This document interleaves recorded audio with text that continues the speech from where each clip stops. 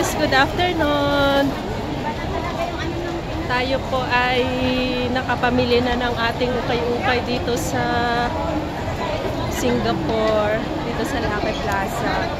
Ayan guys, super busy. Tignan nyo guys, ganito karami ang tao dito sa Lucky Plaza every Sunday.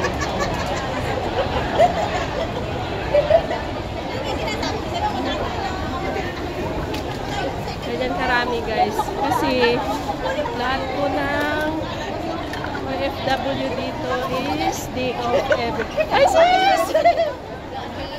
Ba't di ka napunta sa FS? Tingnan ko, akala ko. Pero wala na, tapos na. Ay, bakit? Anong oras ka ba pumunta? 4. Eh, di wala na talaga ah. Tinulong ko lang siya kasi hindi, tinulungan ko lang siya para next time, alam na niya. No. Bago lang siya dito. Eh, kahit na wala ka, Bago ka lang dito? Wala ka pa ba namin? Wala ka pa namin. Oo, wala. Halika, bigay ko sa iyo yung kape. Halika, hatian na. Nang?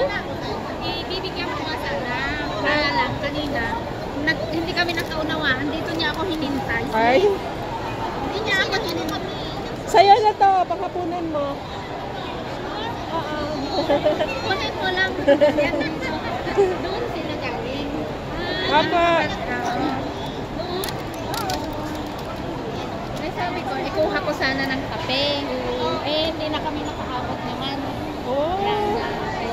Next time, sabi ko, alam na niya kung saan siya pupunta. Sa agency pa lang siya ngayon. Hindi, nasa bahay na. Nasa bahay na lang ako. Pero hindi siya pwedeng magluto or what. Saan ka pa dito? Sa Singkang. Ay, Singkang. Saan dyan sa Singkang? Oh. Di ba ano na ngayon, registration? Nang?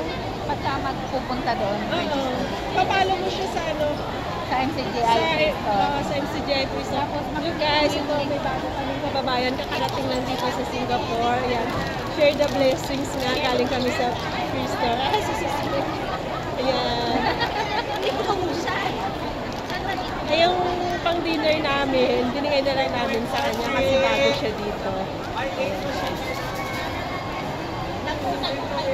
Saan kayo nag-ukay? Diyan na taras. Ukay tayo din? Yan guys, nag-share kami ng grocery sa kanya kasi wala pa siyang ano dito. Bago pa lang siya dito sa Singapore. Nakalimutan ko yung tubig ko doon. Ay, wala ka. Sana nagkuha kayo ng